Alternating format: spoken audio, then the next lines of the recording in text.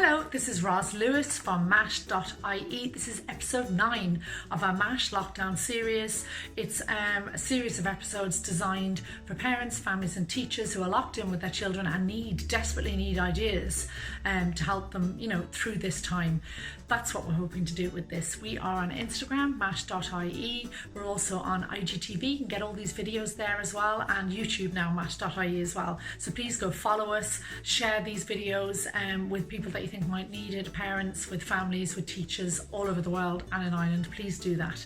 So what are we going to talk about today? I thought it would be good to talk about the whole concept of rewards. Now, this might sound really common sense, We're talking about rewarding children for learning and how can we get children to learn. Like, there's a huge amount of theory on this. I'm not going to be able to summarize it that well. I'll try my best in a few minutes. And I want to say, first of all, that I am a parent and I'm a teacher, so I am not a perfect parent or a perfect teacher, and I really don't want any of this to come up as patronizing. These are just little bits of tips and help that I've learned over the years, professional development, training and teaching children over 20 years. So, and it's also having my own child at home now. I'm also home learning with him at home, a 5.5-year-old. It's not easy, even for me. It's not easy. It is challenging, has ups and downs, but it has some really great moments that I'm just really glad that I can be part of as well. So I'm always looking at the positives of that too. So I'm going to share with you some little practical things that are going to help you, I hope, to be a parent and to teach your own child at home in terms of home learning. And maybe teachers will be able to give some more ideas and comments and so on to these too. So the first thing when we talk about rewards is everybody loves rewards. Now, I have to say, the type of teacher I am, I would hope that the learning or the learning activity is the reward to begin with. So children actually want to do it. So it's fun, it's active, it's not sitting over books for 4 hours in a row, trying your best. Now that's hard when you're stuck in the house. That is really hard. It's much easier for me to do when I have a class of 30 and I have interaction and groups and pair work and all these resources, and I can use all those things. It is harder, I get that, it is harder, but I suppose keep that concept in your head that if the learning is not motivational or fun to the child, it can be harder for them to just want to do it. So they'll be like, I don't want to do this is boring, that. And that's a natural thought, I think, and a behaviour.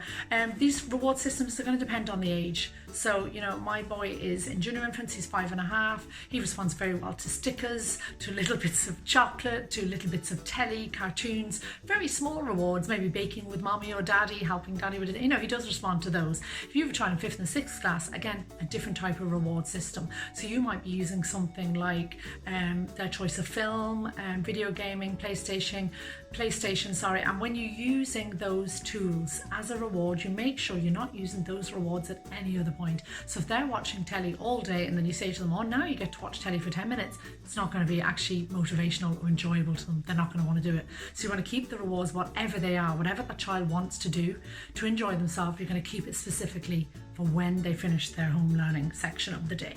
That leads me to schedules. Again, it sounds really teachery. It is. That's how we work, through timetables and schedules. Children like consistency. Children do enjoy schedules, in my experience. They like to know at 9 o'clock we have this, at 9:30 we have this, and at 10 we have this. So it's all about setting a flexible enough schedule. It can change. If the day is lovely, let's go out.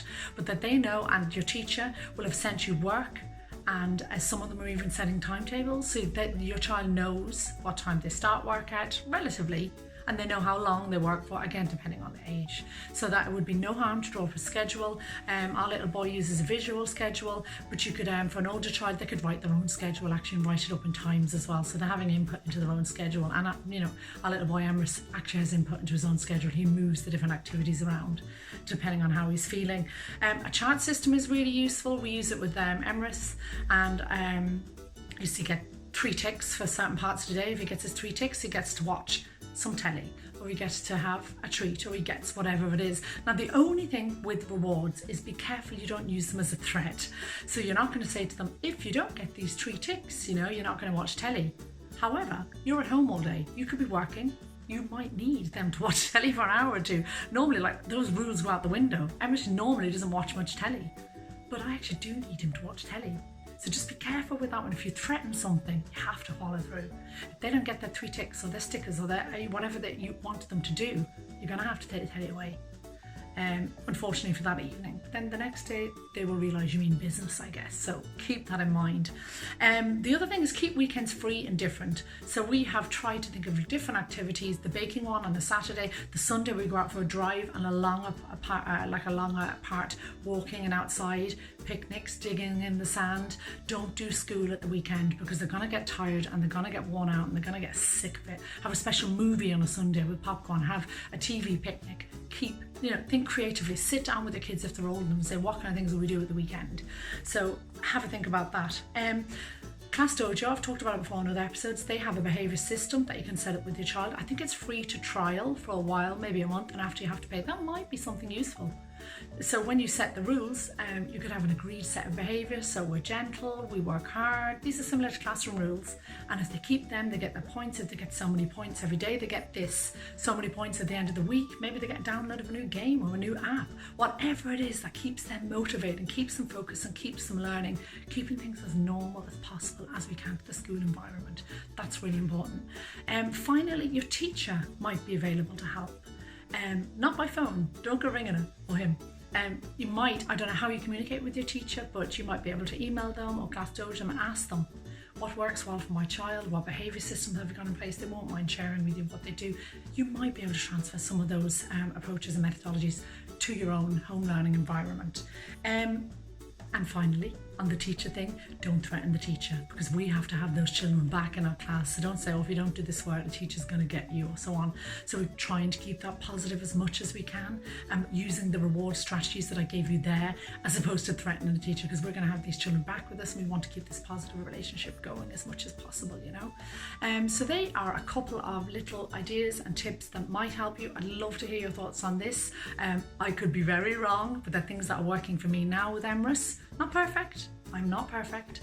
And the things that I have worked a lot during my own time teaching primary school children. So that's it. That has been episode 9 of our MASH lockdown. We've been talking about rewards, and also don't forget rewards for yourself at the end of the evening when they all go to bed. What are you going to do for yourself to reward yourself? Because this is not an easy time at all. It is hard, and I'm really hoping that these videos and those tips are going to help you even a tiny little bit. It would be great, and I'd love to hear what you have to say. Thanks a million for listening to me, and we'll see you very soon at the next episode. It'll be episode 10. Go over to Instagram, Mash.ie or IGTV, YouTube, like us, share us, subscribe to our YouTube videos, and we shall see you very soon. And in the meantime, please stay safe.